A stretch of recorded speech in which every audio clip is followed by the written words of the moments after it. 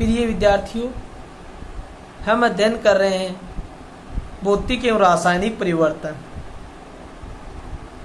आज हम क्रिस्टलीकरण के बारे में अध्ययन करते हैं। क्रिस्टलीकरण क्या है? भौतिक परिवर्तन है। क्या है? भौतिक परिवर्तन है। जैसे आपने मिश्री देखी है और इसके अंदर एक धागा भी होता है। आपने ये भी सोचा होगा कि ये धागा क्यों होता है। जब मिश्री का निर्माण किया जाता है तो क्या किया जाता है कि एक छोटे मिश्री के कण को, क्रिस्टल को एक धागे से बांधकर जो विलयन है उसमें लटका दिया जाता है। जो बीकर है उसके तल को क्या नहीं करते हैं, स्पर्श नहीं कराते हैं, उससे कुछ ऊपर रखते हैं, जिससे क्या है कि जो कण है उसके नजदीक अन्य कण चिपक जाते हैं और क्रिस्टल प्राप्त हो जाते हैं। इसी प्रकार कॉपर सल्फेट के क्रिस्टल कैसे बनाते हैं, इसका वर्णन कीजिए।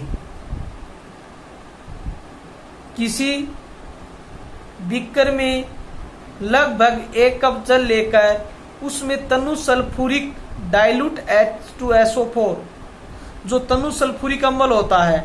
डाइल्यूट का अर्थ ये होता है, तनु का अर्थ ये होता है जैसे 2 विलयन है और यदि एक बीकर है उसमें 10 ml जल है, दूसरा बीकर है उसमें भी 10 ml जल है, और यदि एक जो बीकर ए है उसमें 10 ml है और बीकर बी में भी 10 ml जल है, और उसमें यदि हम जो चीनी है, जो शक्कर है, वह यदि बीकर ए में तो हम 5 ग्राम डालते हैं और बीकर बी में 10 ग्राम डालते हैं, तो जो बीकर ए का जो विलयन है वह तनु विलयन है, क्योंकि विलेय पदार्थ की मात्रा क्या है, कम है। जबकि बीकर बी में जो विलेय पदार्थ है उसकी मात्रा बीकर ए की तुलना में क्या है, दुगुनी है, जिसके कारण क्या है वह विलयन सांद्र है, कंसंट्रेट है। किसी बीकर में लगभग 1 कप जल लेकर उसमें तनु सल्फ्यूरिक अम्ल डाइल्यूट H2SO4 अम्ल की कुछ बूंदें मिलाते हैं। अब जल को गर्म करते हैं। जब जल उबलता है या उबलना आरंभ हो जाता है, आरंभ कर देते हैं, तो इसमें धीरे धीरे कॉपर सल्फेट का चूर्ण मिलाते हैं। क्या मिलाते हैं कि 1 कप जल ले लेते हैं बीकर में और उसमें कुछ मात्रा में तनु सल्फ्यूरिक अम्ल डाल देते हैं, फिर उसमें कॉपर सल्फेट का चूर्ण मिलाना प्रारंभ कर देते हैं। मिलाना तब तक जारी रखते हैं जब तक उसमें कॉपर सल्फेट घोलना मुश्किल हो जाए। कि जैसे यदि ए बीकर है उसमें जल ले लिया और उसमें हम नमक मिलाते जाते हैं तो नमक घुलना बंद हो जाता है, तो वह संतृप्त विलयन होता है। कैसा विलयन होता है? संतृप्त विलयन होता है। तो जो घुलना बंद हो जाए, जारी रखते हैं जब तक उसमें कॉपर सल्फेट घोलना मुश्किल हो जाए। विलयन को फिल्टर पेपर की सहायता से छान लेते हैं। उस विलयन को हम क्या कर लेते हैं, एक बीकर लेते हैं, उसके ऊपर एक कीप रख देते हैं, कीप के ऊपर क्या अंदर क्या रख देते हैं, एक फिल्टर पेपर लगा देते हैं, और उस विलयन को हम क्या करते हैं, छानते हैं। विलयन को फिल्टर पेपर की सहायता से छान लेते हैं। इसे ठंडा होने देते हैं। ठंडा होते समय इसमें किसी प्रकार की छेड़छाड़ नहीं करते हैं, कि इसको हिलाते नहीं है, इसको स्थिर रखते हैं बीकर को। कुछ समय बाद हमें कॉपर सल्फेट के क्रिस्टल दिखाई देते हैं, छोटे छोटे कण दिखाई देने लग जाते हैं। क्रिस्टलीकरण भौतिक परिवर्तन के अंतर्गत क्यों रखा जाता है? कि क्वेश्चन ये आ सकता है कि क्रिस्टलीकरण किस प्रकार का परिवर्तन है, भौतिक परिवर्तन है या रासायनिक परिवर्तन? तब आपका आंसर क्या होगा? यह भौतिक परिवर्तन है, क्योंकि इसमें नए पदार्थ का निर्माण नहीं होता है, क्योंकि इसमें कोई नया पदार्थ नहीं बनता है। इसलिए क्रिस्टलीकरण क्या है? भौतिक परिवर्तन है। यह सतलेपन या गैल्वेनीकरण क्या है? जैसे लोहे के ऊपर जंग लग जाता है, तो जंग को रोकने के लिए हम क्या करते हैं, उसके ऊपर पेंट या ग्रीस करते हैं या जिंक धातु की परत चढ़ाते हैं, तो जिंक धातु की परत चढ़ाने की जो प्रक्रिया है उसे येसद लेपन या गैल्वेनीकरण कहते हैं। येसद लेपन या गैल्वेनीकरण क्या है?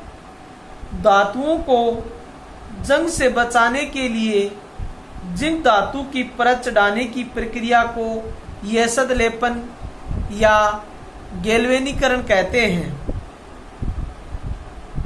नेक्स्ट क्वेश्चन है, क्या होता है जब, ऑप्शन फर्स्ट है, सिरका विलियन में 1 चुटकी खाने का सोडा डाला जाता है।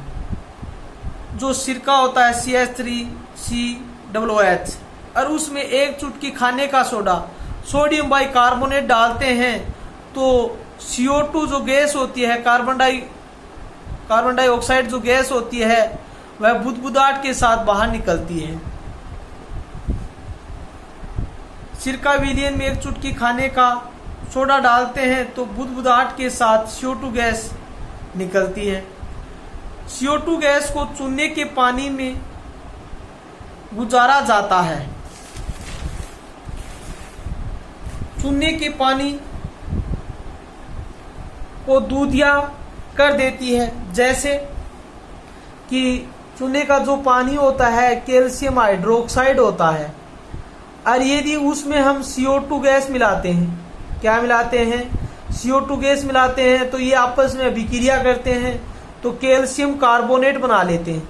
कि CO2 है, यहाँ पर 2 ऑक्सीजन के परमाणु है, 2 हाइड्रोजन के हैं, तो एक यहाँ से यहाँ आ गया, 3 हो गए, तो कैल्शियम कार्बोनेट H2O, ये जल है, ये बाहर निकल जाता है। जैसे हम सफेदी करते हैं, जो चूने का पानी है उसको दीवार पर लगाते हैं तो कुछ समय बाद आप देखते हैं कि जो चमक आ जाती है। ऐसा क्यों होता है? क्योंकि जो चूने का पानी है वह कार्बन डाइऑक्साइड के साथ क्या करता है? अभिक्रिया करता है और कैल्शियम कार्बोनेट का निर्माण कर लेता है, और H2O क्या होता है? बाहर निकल जाता है। क्या हो जाता है? बाहर निकल जाता है। नेक्स्ट क्वेश्चन, मैग्नीशियम फीते का जलना रासायनिक परिवर्तन है, समझाइए। जैसे कि हम मैग्नीशियम का फीता लेते हैं, मैग्नीशियम फीते का हम दहन करते हैं, ज्वाला में ले जाते हैं तो वह सफेद चमक के साथ, रोशनी के साथ जलता है और सफेद रंग की राख या भस्म बन जाती है। कि मैग्नीशियम है जो वायुमंडल की ऑक्सीजन के साथ क्या कर लेता है? अभिक्रिया कर लेता है और मैग्नीशियम ऑक्साइड बनाता है। मैग्नीशियम फीते का जलना रासायनिक परिवर्तन है, समझाइए।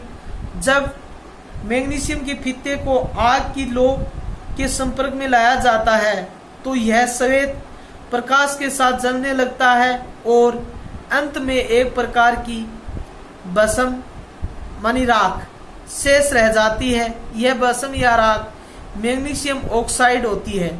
ये मैग्नीशियम है और ये वायुमंडल में क्या है? ऑक्सीजन है। तो इसका दहन करते हैं, जलाने पर क्या बनता है? मैग्नीशियम ऑक्साइड बनता है। क्या बनता है? मैग्नीशियम ऑक्साइड बनता है।